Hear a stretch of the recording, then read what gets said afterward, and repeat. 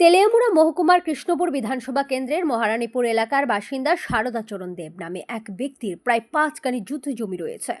শারদাচরণ দেবের মৃত্যুর পর যখন তার পরবর্তী প্রজন্ম নিয়ম মোতাবেক জমি নিজেদের নামে নাম জারি করার জন্য আবেদন শুরু করে, তখন তারা জানতে পারে কোনোভাবে অবৈধ প্রথা অবলম্বন করে এক ব্যক্তি জমিটি নিজের নামে কুড়িয়ে নেওয়ার অপপ্রয়াস করেছে। পরবর্তীতে যখন জমির প্রকৃত মালিক শারদাচরণ দেবের নাতিরা এই বিষয়ে জেলা শাসকের কাছে দ্বারস্থ হয়, তখন দীর্ঘ শুনানির পর জমিটির প্রকৃত মালিক শারদাচরণ দেব বলে জানিয়ে দেওয়া হয়।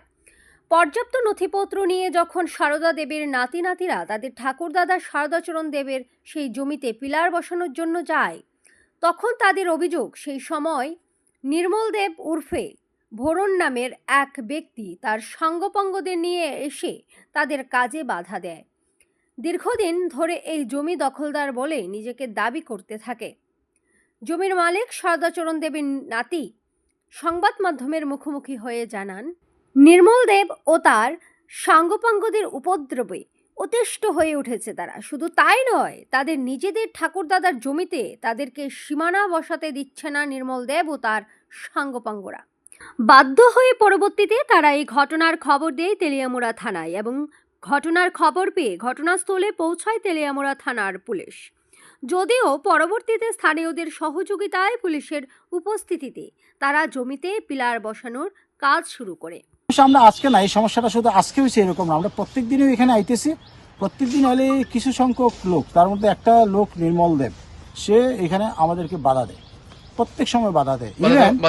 বাধা দেওয়ার কারণ সে কইতেছে যে ওই যে দিলীপ দেব নাকি তারা এই জায়গায় দেখাশোনার দায়িত্বে রাখছে। তার স্টেটমেন্ট দিতেছে যে দিলীপ দেব তারে এই জায়গাটা দেখাশোনার দায়িত্বে রাখছে। দিলীপ দেব এই জায়গার সঙ্গে কোনোভাবে জড়িত কোনো লোক না। দিলীপ দেব এই জায়গার সঙ্গে কোনো লোকই না। দিলীপ দেব কোনো সময় এই জায়গার মালিক হওয়ার কথাও না বা নাও। সে প্রতিনিয়ত আমাদের যারা কাজ করতেছে না, সে প্রতিনিয়ত আমাদেরকে ডিস্টার্ব করে। আমরা চাইতেছি কি, যেহেতু আপনারা আছেন, আপনার মাধ্যমে লোকটার হইতেছে নির্মল দেব, এবং শুধু একটা মিসক্রিয়েন্ট না, আরও মিসক্রিয়েন্ট তার সঙ্গে আসে এবং বিভিন্নভাবে আমাদেরকে ঠেট দেয়। আমরা তার অত্যাচারে একেবারে অতিষ্ঠ।